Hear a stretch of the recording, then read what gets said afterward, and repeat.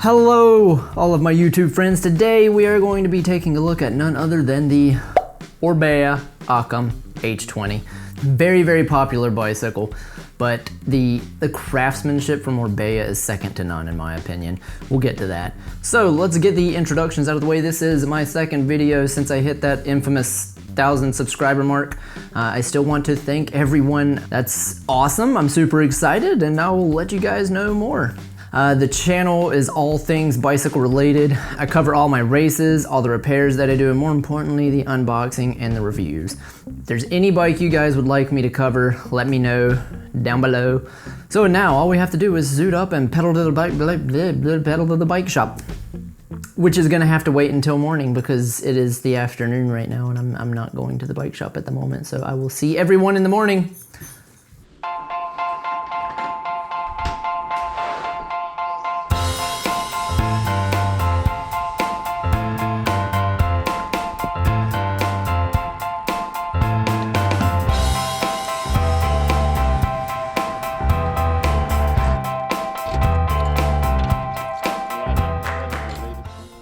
I think he's riding up here. Okay.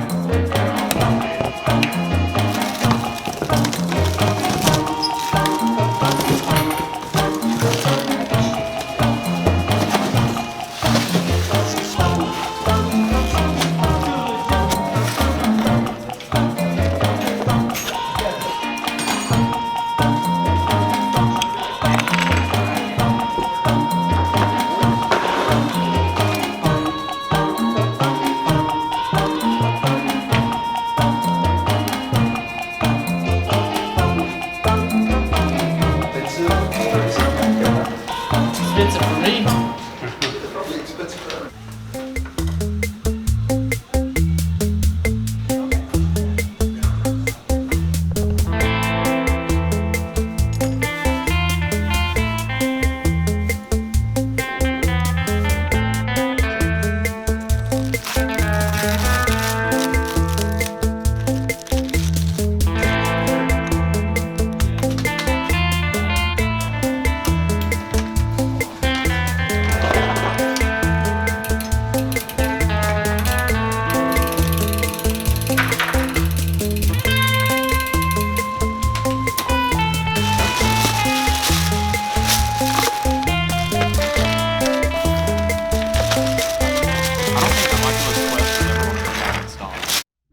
So good evening, everybody. We are here with none other than the Orbea Occam H20. This is one of the few, in my opinion, beautiful, extremely nice full suspension bikes that is still aluminum. We'll get to that in a little bit.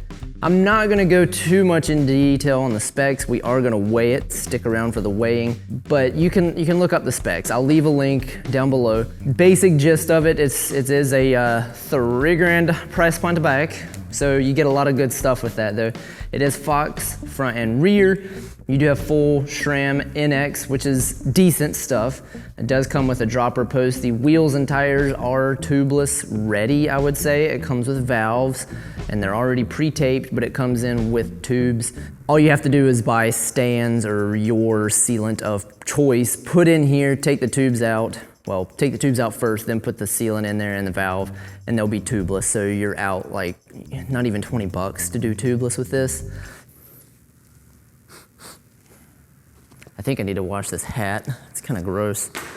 So this current one we are taking a look at, I know everyone always asks, this is a size medium that we're going to be looking at. That's gonna be more relevant for the weight in a little bit. So the big deal with this bike is the asymmetrical frame design. That's gonna be this bar right down here. It's just supposed to make the bike a lot stiffer. Now, I don't like to comment on my experience because I've ridden this thing around the parking lot, or on some gravel. I have not actually like plowed through the trails on an Occam before. I currently ride an Orbea always. But everyone that I know that has this bike is in love with it and cannot stop like talking about how stiff it is for how much travel it is. This bike is set up 140 in the rear.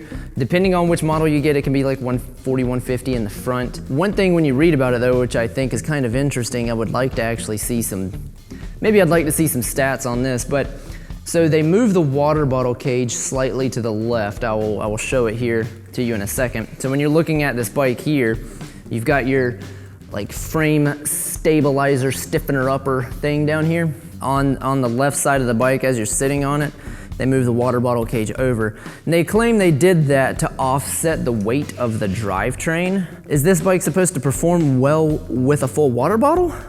Like that's how it reads to me whenever I see the literature. I couldn't think that a full water bottle being offset to the left is gonna make a huge difference because I know a lot of people that just ride with Hydro Packs. Funny little tidbit, I thought that was interesting. So the frame is also hydroformed. Hydroform is what they do to make these welds look so amazing. You could really, at first glance, sell this thing as a carbon bike, and it would take someone a while to realize that it is not. I mean, these are some of the most beautiful welds I have seen on a bicycle in a long, long time. I know Giant is in the market of carbon bikes. Most of your bigger companies are, but this harkens back to the Made in America Cannondale days of craftsmanship, if you will. Like, this is a beautiful, beautiful bike. I mean, honestly, it makes me almost want this bike over a carbon bike because carbon is carbon. It all kind of looks good, unless you get a really crappy brand and there's like pock marks and stuff in it, but that's besides the point. But it's hard to find an aluminum bike that looks this good. I mean, good job, Orbea. I am thoroughly, thoroughly impressed with the craftsmanship. Another thing that I do love about Orbea, they stick grease everywhere. One of my pet peeves on some of the bigger brands of bicycles is they don't put grease anywhere. 2 rides later, people have to come back and get a headset grease because it's squeaking. To me, that's almost unacceptable when you're paying over $2 grand for a bike, let's say. This one, on the other hand, though, we usually have to clean the grease off because they use so much. That's awesome in my opinion. And on this bike, they call it Pure Trail. It is a trail bike. Basically what that means is it's long and low. So the top tube of this bike versus previous generations that are not considered like a trail bike. Top tube is longer, puts you a little bit lower. Head tube is a little bit slacker. And then your seat tube is steeper, so kind of puts you in this long and low, like you're riding a horse. That's a pretty bad analogy.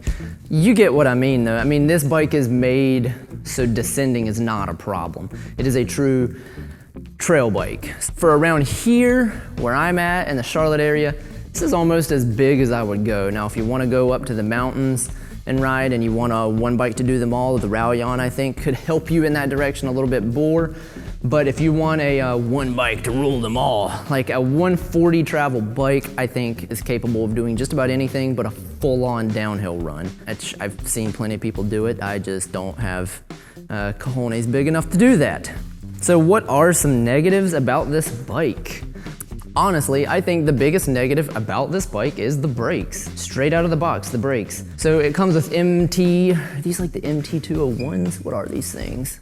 MT501s. Okay, so these are the MT501s. That's kind of like Dior level, I would say, in the Shimano line. These things work great. I mean, I raced these things for a season, but they're great for like cross country. I think on something more trail oriented, you need something that's at least a 4-piston brake. To me, that's a good upgrade. That'd be the first thing I would do on this bike because you could probably burn through these pads pretty quickly, overheat them. At least it's not SRAM. Another little attention to detail things that we have going on. So you have these cable routing. What would you call this down here? Housing? It's housing for your housing. So If you ever need to redo your housing on this bike, they make it super easy because they have these little sleeves down there, but what those sleeves also do is protect your housing. So instead of that housing just running straight out, flopping around down there, they have those nice sleeves that kind of help protect it. It's little things like that, man, that make, to me, make Orbea worth the extra pennies. Quite a few dollars. Really, for $3 grand, this is not a bad bike. So I just wanted to unbox this thing and get it out there because I knew we were getting them in, and I had some people ask about this. Beautiful bicycle. Everyone I've talked to though, that I really take their view on bicycles as the truth. I trust everything that they say. It's a few friends that I have. They love this bike. They love riding it. They think it is an awesome bike. I've never heard anybody get this bike and go, I really wish I would have got something different. So take that for what you will. Let's throw this thing up in the stand over there. Let's weigh it. I am gonna weigh it in pounds and kilograms this time. I'm taking what you guys said to heart. So let's do that. Let's take a guess first. I like playing this game. Talk about wheels before I weigh it. I think that would be something else I would upgrade on this bike. It's not a bad wheel set. They are tubeless ready, but I think they're a little heavy. I would upgrade brakes first, wheels second. It's a trail bike, 140. I gotta guess 30 pounds. I'm gonna go with 30. You wanna know my method? If I can drop this thing and it doesn't bounce, it's 30.